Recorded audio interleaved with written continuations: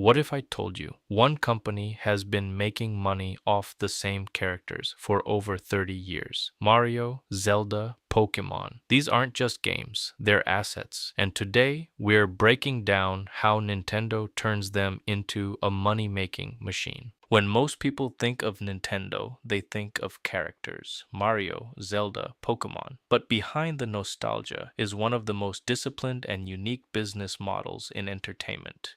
Nintendo doesn't just sell games, it sells ecosystems, experiences, and intellectual property and monetizes them repeatedly over decades. Founded in 1889, Nintendo was originally a playing cards company in Kyoto, Japan. Today, it generates over $12 billion in annual revenue. Its flagship console, the Nintendo Switch, has sold more than 130 million units worldwide.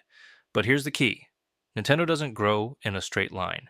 It moves in cycles driven by hardware and blockbuster games. First came the hardware. Nintendo builds its own consoles, but unlike Sony or Microsoft, it doesn't compete on power. It competes on experience. The Switch isn't the most powerful console, but it's portable, it's social, and it's different. And that difference is the strategy. And once you own the device, you're inside Nintendo's world.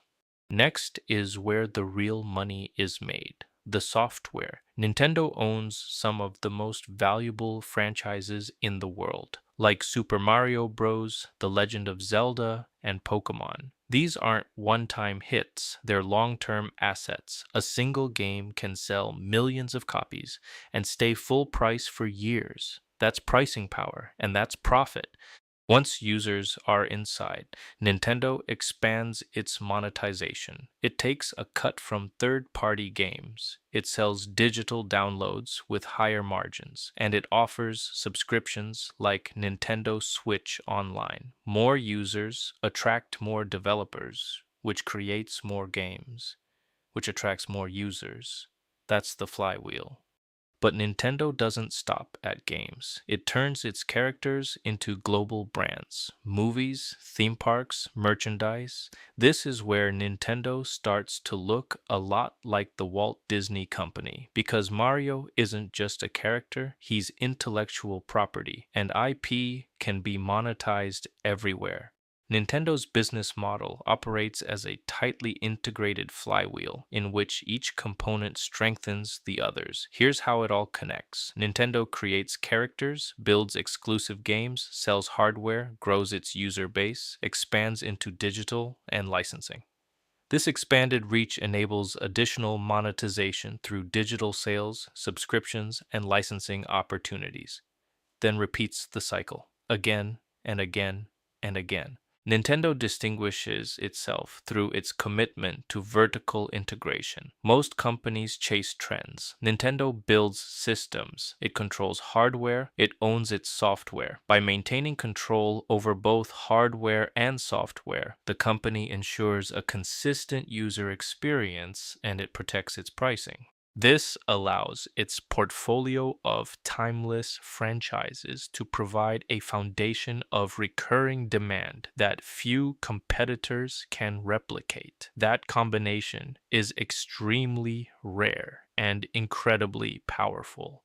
Despite its strengths, Nintendo's model is not without risk, as its reliance on hardware cycles means that a poorly received console can significantly impact overall performance. If a console fails, everything slows down. Revenue is cyclical, not consistent. And attention today is competitive, mobile games, streaming, everything. But Nintendo has one advantage: its characters don't expire. From an investor's perspective, Nintendo isn't just a gaming company, it's a controlled ecosystem built on timeless intellectual property. It makes money in layers: hardware, software, platform, licensing, and over time, that system compounds. Most companies try to go viral. Nintendo builds worlds and then monetizes them for decades. If you enjoyed this breakdown, subscribe for more, because we don't just follow companies here, we understand them.